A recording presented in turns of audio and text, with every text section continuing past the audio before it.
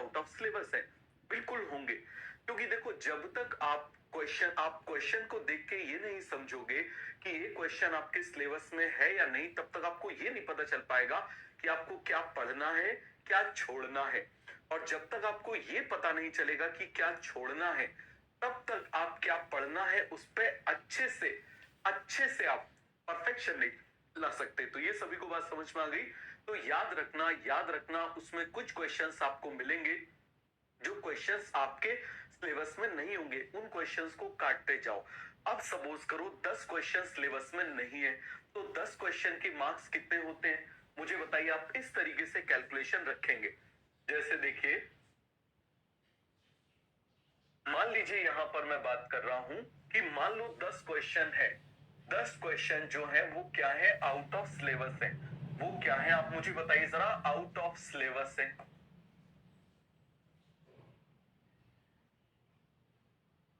Clear हो गया? तो आप क्या करोगे, 720 माइनस 10 क्वेश्चन के मार्क्स कितने हो जाएंगे, 40। कितने हो गए आप मुझे बताइए जरा, 680। कितने हो गए आप मुझे बताइए जरा, 680। क्लियर हो गया? तो अब आप क्या करोगे, आप परसेंटेज निकालोगे। कैसे निकालोगे कि 680 में से 680 आपका 100% है, जबकि 680 में से मान लीजिए आपके 500 मार्क्स आए, तो इसका मतलब आप मुझे बताइए 720 में से आपके कितने मार्क्स आएंगे। तो 720 into 500 divided by 680 divided by 680। Clear हो गया? तो इस तरीके से आप क्या करोगे, अपने मार्क्स कैलकुलेट कर लोगे। तो सभी को ये बात अच्छे से समझ में आ गई? सभी को ये चीज अच्छे से समझ में आ गया? चलिए जरा, तो पेपर मैंने कल सेंड कर दिया है, आज वो पेपर आप लोग कर लेना। आज मैं आपको दूसरा पेपर सेंड कर दूंगा, उसको आप करते जाइए। मैंने आपको बताया रेट्रोग्रेसिव स्टडी कैसे करनी है। देखिए जरा एक बार और मैं आपको बता देता हूं what is the meaning of retrogressive study. Retrogressive study क्या मतलब है इसका? जैसे अब आप देखिए, आप सीधे क्या अटेम्प्ट करिए, अटेम्प्ट पेपर। पहला स्टेप क्या होगा, अटेम्प्ट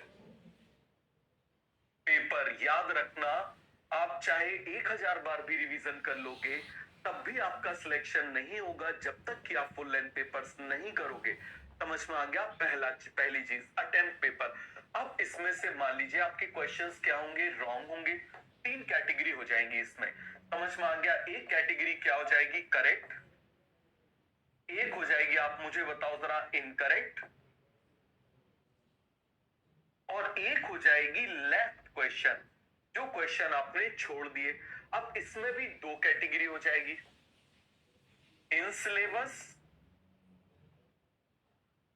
और आउट ऑफ सिलेबस। तो ये जो आउट ऑफ सिलेबस है, इसको आप क्रॉस कर दोगे।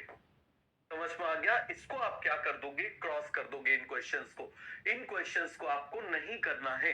समझ में आ गया? अब इसके बाद में क्या बच गया, मुझे बताओ। जो इन सिलेबस के क्वेश्चन है, समझ में आ गया, और जो इनकरेक्ट है, आप फर्स्ट प्रायोरिटी किसको दोगे बताइए जरा जल्दी से। आप फर्स्ट प्रायोरिटी किसको दोगे? समझ में आ गया? फर्स्ट प्रायोरिटी आप इसको दोगे। और इसके क्या करोगे, आप अपनी डायरी में note topics on diary, note topics on diary. Diary में आप क्या करोगे, टॉपिक बन उसका नाम लिखते जाओगे। समझ में आ गया? तीनों सब्जेक्ट के लिए। उसके बाद आप क्या करोगे, इसको सेकंड प्रायोरिटी दोगे। सेकंड प्रायोरिटी दोगे। समझ में आ गया? याद रखना, शुरू के जो टेस्ट पेपर होंगे, अब आप क्या करोगे, इस तरीके से आपने ऐसे लिस्ट बना ली। इस तरीके से आपने क्या कर ली, चारों सब्जेक्ट की आपने लिस्ट बना ली। समझ में आ गया? जैसे मान लीजिए मैं आपको एक सिंपल एग्जांपल बता दे रहा हूं, फिजिक्स, केमिस्ट्री, बॉटनी, जूलॉजी, या फिर और सही है जो आप सब्जेक्ट पहले करते हो। यहां पर आप डेट डालो, यहां पर आप ऐसे डेट डालिए। डेट के बाद में आप यहां पर टेस्ट नंबर डालिए। आप क्या डालिए, टेस्ट नंबर डालिए। ये डालना बहुत ज्यादा जरूरी है। ऊपर आप डाल लीजिए, जैसे मान लीजिए आप पहले करते हैं बॉटनी,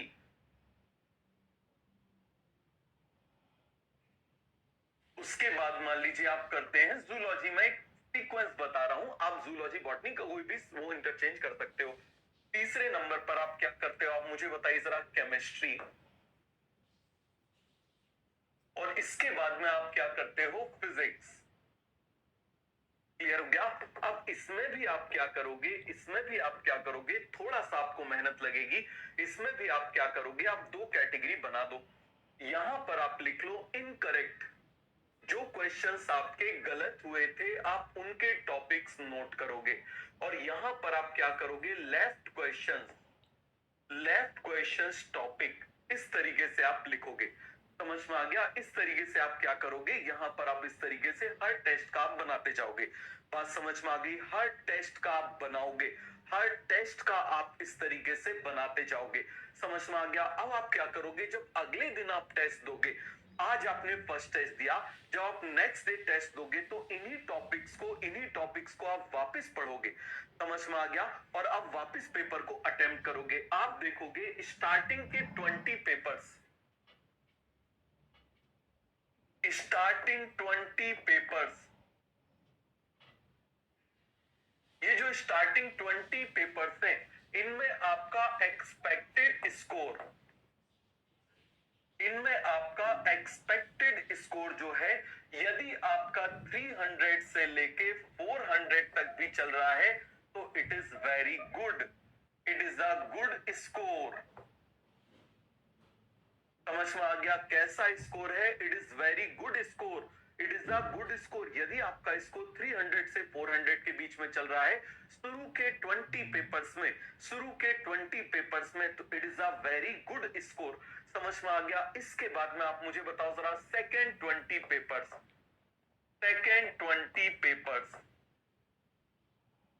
इन सेकेंड 20 पेपर्स में ध्यान से समझना, इन सेकेंड 20 पेपर्स में आप देखोगे आपके जो मार्क्स हैं वो 400 से लेके 500 तक पहुंच जाएंगे।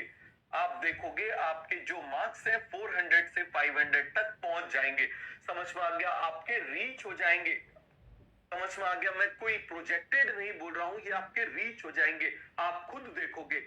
और उसके बाद में आप मुझे बताना जरा, third 20 papers, third 20 papers, clear हो गया। थर्ड 20 पेपर्स, यदि थर्ड 20 पेपर्स आपने कर लिए तो मैं आपको बता रहा हूं आपके 500 से लेके 700 तक भी मार्क्स आपके पहुंच जाएंगे। याद रखना, आपके इतने मार्क्स पहुंच जाएंगे। क्लियर हो गया। तो मैंने आपसे क्या बोला कि 50 पेपर यदि आपने कर लिए, फुल लेंथ पेपर अच्छे से कर लिए, अच्छे से कर लिए, तो ट्रस्ट मानो आपका रिजल्ट बदल जाएगा, आपका रिजल्ट बदल जाएगा। ये आप मुझसे लिख के ले लो। बात समझ में आ गया। तो सभी को ये बात अच्छे समझ में आ गई।